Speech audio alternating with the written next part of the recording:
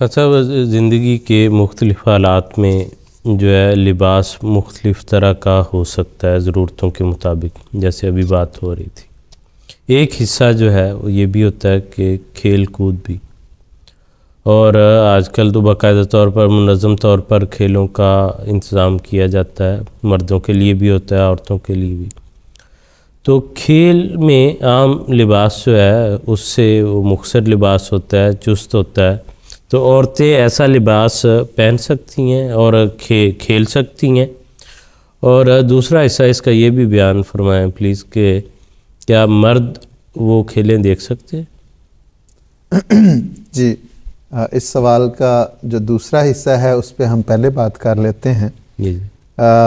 جہاں تک اس بات کا تعلق ہے کہ عورتیں اور مرد اکٹھے کھیلیں یا عورتوں کی کھیلیں ہو رہی ہوں اور مرد بھی ان کو دیکھیں، اس کی یہ شریعت میں قطعاً اس کی اجازت نہیں ہے۔ اور بلکہ جو اللہ تعالیٰ کے فضل سے حضرت مسیح موعود علیہ الصلوۃ والسلام کے ذریعے جو جماعت قائم اللہ تعالیٰ نے فرمائی، وہ اس کو ہم دیکھیں تو اس کا طریقہ کار، اس کا اسوہ یہی ہے۔ قادیان میں بھی بچیوں کو اللہ تعالیٰ کے فضل سے کھیلنے کی اجازت ہوتی تھی، اپنا الگ انتظام ہوتا تھا۔ ربوہ میں بھی بڑی باقاعدگی کے ساتھ جو لجنہ ہال ہے اور اس کے ارد گرد کا جو علاقہ ہے، وہاں پہ بچیوں کی کھیلیں ہوا کرتی ہیں اور ہوتی ہیں، اور منظم طریق سے ہوتی ہیں اور بالکل الگ تھلگ ہوتی ہیں۔ اس لیے بچیوں کو کھیلنے کی تو اجازت ہے، کیونکہ جس طرح ابھی محترم مشوسہ نے بتایا کہ عورت کو کوئی قیدی بنا کے رکھنے کی اجازت نہیں، اور پہلے کئی پروگراموں میں ہم یہ ذکر کر چکے حضرت اقدس مسیح موعود علیہ الصلوۃ والسلام کے حوالے سے، قرآن و حدیث کے حوالے سے، کہ اسلام نے عورت کو آزادی دی ہے اور اپنی زینت، اپنا پردہ کرتے ہوئے باہر نکلنے کی اس کو اجازت دی ہے۔ تو وہ اسی طرح اس کو کھیلوں کی بھی اجازت ہے کہ وہ کھیلے، لیکن وہ کھیلیں عورتوں کی کھیلیں ہوں گی۔ اس میں چونکہ جس طرح آپ نے کہا کہ جب کھیل ہوتا ہے تو اس کے لیے ایک درکار ہوتا ہے، اس کی ریکوائرمنٹس ہوتی ہیں، اس کی ضروریات ہوتی ہیں، اور اسی کے مطابق لباس ہوگا، اور اس میں اس طرح بہرحال پابندی نہیں ہو سکتی۔ اگر بچیاں دوڑ لگا رہی ہیں تو وہ یہ تو نہیں ہو سکتا کہ چادریں لے کے یا برقعے پہن کے تو دوڑ نہیں لگا سکتی۔ اس صورت میں اگر مرد بھی ہوں گے تو وہ سراسر جو قرآن کریم کا ایک واضح حکم ہے پردے کا اور زینت چھپانے کا، اس کی خلاف ورزی ہو رہی ہوگی۔ اس لیے کھیلوں کی تو اجازت ہے، لیکن وہ اجازت اس طرح ہے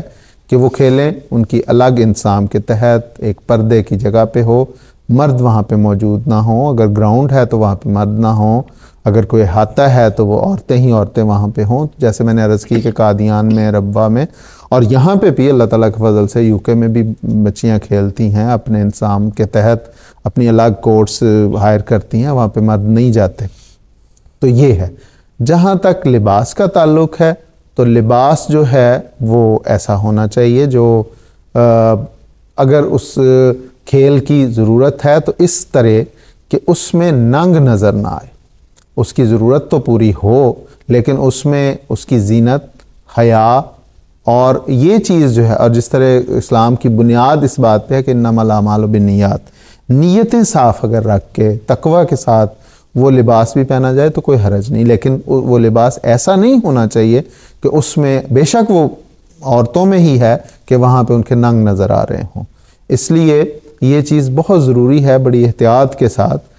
اور میں نے جیسے عرض کی کہ قادیان میں بھی، ربوہ میں بھی، یہاں پہ بھی بچیاں حصہ لیتی ہیں، گیموں میں شامل ہوتی ہیں، اور اللہ تعالیٰ کے فضل سے وہ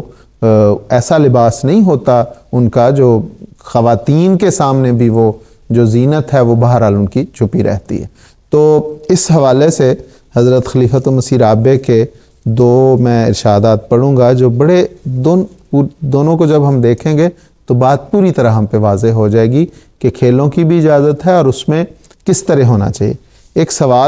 سوال تھا کہ کیا لڑکے دوسری لڑکیوں کے ساتھ سوئمنگ کر سکتے ہیں؟ اب یہ تھا کہ لڑکے اور لڑکیاں سوئمنگ، تو سرسانہ بالکل سوال ہی پیدا نہیں ہوتا۔ لڑکی کا اپنی زینت کو چھپانا عام لباس میں بھی ایک خصوصی دینی ہدایت ہے،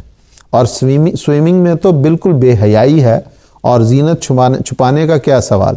اس میں تو زینت کو حد سے زیادہ اچھال کر نظروں کے سامنے لانے کی بات ہے. یہ بات ہو رہی ہے جب وہ لڑکوں کے سامنے ہے. تو اس میں بتایا یہ کہ لڑکوں اور لڑکیوں کی ایسی کوئی بھی نہیں ہونی چاہیے، لیکن اگر بچیاں ہی بچیاں ہیں تو وہاں پہ بھی ایسا لباس پہن کر جس میں جو زینت، جس طرح میں نے عرض کی کہ زینت کے جو بنیادی تقاضے ہیں، زینت چھپانے کے جو بنیادی تقاضے ہیں وہ پورے ہو رہے ہوں، تو بچیاں سوئمنگ کرتی ہیں، وہ حصہ لیتی ہیں، اور اللہ تعالیٰ کے فضل سے ہے